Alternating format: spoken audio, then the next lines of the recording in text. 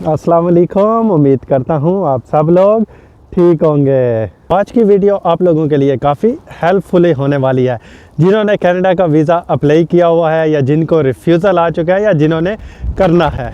और ये auto refusal क्या होता है इसके बारे में भी मैं आपको आगे चल के बताऊंगा।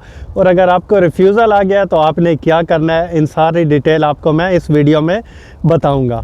जैसे मेरा एक फ्रेंड है, इधर कनाडा में ही है, वो मिसिसागा में रहता है, यहाँ पे एक सिटी है। तो उसने रिसेंटली अप्लाई किया हुआ था अपने फैमिली मेम्बर का, तो उसको विद इन 7 डेज़ में जवाब आ गया। आप इमेजिन करें कि 7 डेज़ में जवाब आया। एक तो वो कि यार इतने जल्दी जवाब आ गया, और ऊपर से आए भी रिफ्यूज़ल का। तो उसको रिफ्यूज़ल का जवाब आया, और तो रिफ्यूज़ल का सबको एक जैसा ही जवाब आता है। कॉपी पेस्ट करते हैं कि हम आपसे सर्टिफाइड नहीं हुए कि आप कनाडा छोड़ के नहीं जाओगे। तो ये सबको एक जैसा ही जवाब देते हैं हम। तो अक्सर बंदों ने मुझे इंस्टाग्राम पे भी लेटर जो है ना सेंड किए थे, सबका यही था। ऊपर वो नाम चेंज कर लेते हैं, एप्लीकेशन चेंज कर लेते हैं और सबको वो भेज देते हैं यही वाला लेटर। तो उसको जो है ना जवाब इस वजह से मेरे फ्रेंड को जल्दी आया, क्योंकि उन्होंने ये सेकंड टाइम अप्लाई किया हुआ था। जब फर्स्ट टाइम अप्लाई किया तो उसमें उसको लग गए थे 4 से 5 मंथ लग गए थे, और वो इंडिया के रहने वाले हैं।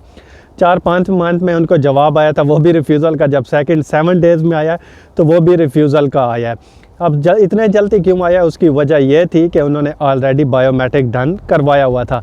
जब आपका बायोमेट्रिक पहले से होता है तो फिर वो आपको जल्दी जवाब आ जाता है। मतलब आपने फ़र्स्ट टाइम किया होता है बायोमेट्रिक और सेकंड टाइम करते हैं तो फिर आपको जल्दी रिस्पॉन्स आने के चांस होते हैं। तो इसलिए उसको जल्दी रिस्पॉन्स आया है। आजकल तो लोगों को जो है ना 2-2, 3-3 दिन में भी और विद इन 1 मंथ के अंदर भी जवाब आ रहा है। जिन्होंने ड्यूरिंग पेंडेमिक में अप्लाई किया हुआ था तो उनको जो है ना IRCC ने कहा था कि हम 2023 की फेब तक सबको रिस्पॉन्स, सबको जवाब जो है ना वो उनको मिल जाएगा। किसी का वीज़ा लगेगा, किसी का रिफ्यूज़ल होगा, तो वो सबको, क्योंकि 5 लाख एप्लीकेशन पड़ी हुई थी और 5 लाख एप्लीकेशन कहना आसान है और इनके ऊपर काम करना वो बहुत ही मुश्किल होता है। तो ये इनका जितना बैकलॉग था उसको ख़त्म करने के लिए सभी लोगों को जल्दी जल्दी रिस्पॉन्स आ रहा है। और जिन्होंने 2023 जनवरी में किया है तो उनको अभी 2-3 मंथ लगेंगे या ज़्यादा टाइम भी लग जाएगा, उनको जवाब आ जाएगा। लेकिन 2023 में जो लोग एप्लीकेशन सबमिट कर रहे हैं उनको जल्दी ही जवाब आ रहा है। अच्छा, अब मैं ये आपको बताऊं कि ऑटो रिफ्यूज़ल किसको कहते हैं। IRCC का एक सॉफ्टवेयर है, वो सॉफ्टवेयर में उन्होंने अपना ऐड किया होता है कि इसकी रिक्वायरमेंट क्या है। जो विजिटर वीज़े की जो रिक्वायरमेंट होती है कनाडा गवर्नमेंट मांगती है, तो उस रिक्वायरमेंट पे अगर आप बीट करते हैं तो वो आपकी फ़ाइल ऐसा समझ ले कि वो जो है ना आगे चली जाती है और वो उसको इमिग्रेशन ऑफिसर चेक करता है। और अगर आप उस रिक्वायरमेंट पे बीट नहीं करते हैं तो वो आपकी ऑटो रिफ्यूज़ल में चली जाती है। तो उसमें क्या है कि आपकी अगर ट्रैवल हिस्ट्री नहीं होती है, आपके पास फ़ंड नहीं होता है, लिक्विड मनी अगर इतनी नहीं है, अगर आपके पास फ़ंड ऑफ प्रूफ नहीं है और आप इनको ये प्रूफ नहीं कर सके कि हम यहाँ से कनाडा से वापस जाएंगे, तो वो आपकी ऑटो रिफ्यूज़ल में चली जाती है। जिन लोगों ने अप्लाई किया हुआ था वीज़ा या जिनको रिफ्यूज़ल आई है, तो वो एक बार कोड उनके लेटर के ऊपर होता है। उसी बार कोड के ऊपर सिस्टम जो है ना आपका डिसाइड कर लेता है। मैं आपको यहाँ पे एक एग्जाम्पल देता हूँ कि हम लोग जैसे यहाँ पे कोई जनरल स्टोर पे जाते हैं, कोई ग्रॉसरी या सामान वगैरह लेने के लिए, वहाँ पे हम कोई कोल्ड ड्रिंक लेते हैं, कुछ भी लेते हैं, तो उसका एक बार कोड होता है। वो जो शॉप वाले होते हैं उन्होंने ऑलरेडी ही अपने सॉफ्टवेयर में इसको ऐड किया होता है बार कोड को। जैसे वो बार कोड को स्कैन करते हैं तो फ़ौरन ही उसकी प्राइस भी आ जाती है और बार कोड का नंबर भी आ जाता है। तो ऐसे ही यहाँ पे ये जो सिस्टम है इसमें आप कहीं ऐसे वो बार कोड होता है, उसको स्कैन होता है ऑटोमेटिकली, तो वो आपका पता चल जाता है कि ये रिक्वायरमेंट बीट कर सका है या नहीं कर सका है, भाई इसकी रिक्वायरमेंट पूरी है या नहीं है।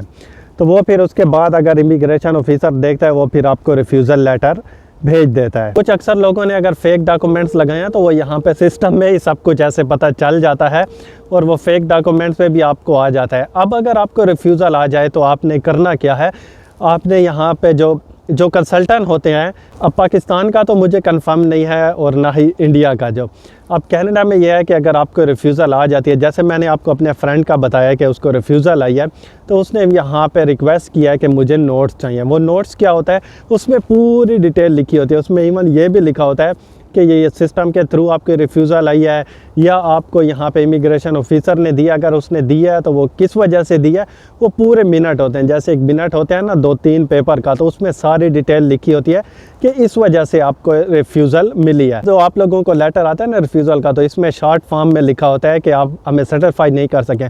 जब आप मिनट की रिक्वेस्ट करते हैं तो उसमें आपको पूरी डिटेल दी जाती है कि इस वजह से किया है। अब यहाँ पे अगर कोई कनाडा में है तो उनके पास तो ऑप्शन काफ़ी होते हैं, वो यहाँ पे अपील भी कर सकते हैं अपनी एप्लीकेशन की, और अपील के बाद वो यहाँ पे कोर्ट में भी जा सकते हैं कि मैंने अप्लाई किया और इन्होंने इस रीज़न के बिना के ऊपर मुझे मेरा वीज़ा जो है ना इन्होंने रिफ्यूज़ कर दिया है।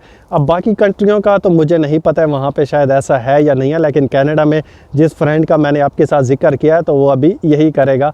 नोट उसने देखे हैं, उसके बाद वो अभी लॉयर से मशवरा करेगा, मशवरा करके आगे उसने अपील करनी है या कोर्ट में जाना है, तो ये यहाँ के स्टेप हैं, या वो शायद दोबारा अप्लाई करे, तो ये अब उसके ऊपर है। तो बाकी फिर आपको उसका मैं बताऊंगा, अगर उसने देखें कि क्या डिसीज़न वो करता है तो वो आप लोगों के साथ भी मैं शेयर करूंगा कि उसने कैसे कैसे स्टेप फॉलो किए हैं और उसको अभी वीज़ा मिला है कि नहीं। अभी तक तो खैर उसका रिफ्यूज़ल है, फिर नेक्स्ट उसका देखते हैं क्या होता है। एक तो ये आपको कि मैं आपको हर वीडियो में तकरीबन यही कहता हूँ, जो आपकी मैं वीज़े की विज़िटर वीज़े की बनाता हूँ, आपकी रिक्वायरमेंट पूरी हैं तो तब भी आप वीज़ा अप्लाई करें। अगर आपकी रिक्वायरमेंट पूरी नहीं होती, ऐसे अप्लाई करेंगे तो आपकी फ़ीस सब कुछ वो ऐसे ज़ाया हो जाती है। पहले आप सब कुछ देखें कि रिक्वायरमेंट क्या है, ट्रैवल हिस्ट्री भी होती है, फ़ंड भी होता है, प्रूफ ऑफ फंड भी होता है, उसमें आपको प्रॉपर्टी भी शो करवानी होती है अगर आपके पास है, और आपको ये इनको सबसे बड़ा जो प्रूफ है वो आपको ये दिखाना होता है कि आप कनाडा छोड़ के वापस अपनी बैक कंट्री में चले जाएंगे। तो ये चीज़ें अगर आप पूरी कर लेते हैं तो तब भी आप कनाडा का विज़िटर वीज़ा फिर आप अप्लाई करें, फिर आपका चांस भी होगा वीज़ा लगने के लिए। और फेक डॉक्यूमेंट्स बिल्कुल भी ना लगाएं, क्योंकि फ़ेक डॉक्यूमेंट्स का पता चल जाता है, और अगर आपने फ़ेक डॉक्यूमेंट्स लगाए हैं तो इमिग्रेशन ऑफिसर आपसे पूछ भी सकता है कि ये जो चीज़ें आपने लगाई हैं तो ये आप हमें दिखाएं भी सही, तो वो भी फिर आपको दिखानी पड़ेंगी। तो इसीलिए फ़ेक डॉक्यूमेंट्स से अवॉइड कर रहे हैं, और ऐसे जो आपके पास डॉक्यूमेंट्स हैं अगर आप रिक्वायरमेंट पूरी नहीं करते हैं तो कोशिश करें कि आपकी रिक्वायरमेंट जब पूरी हो जाए तो तब भी आप अप्लाई करें। तो उम्मीद करता हूँ ये वीडियो आपके लिए काफ़ी हेल्पफुल हुई होगी, और मिलेंगे एक और नई वीडियो के साथ। तब तक आप रखें अपना ख्याल, टेक केयर एंड अल्लाह हाफ़िज़।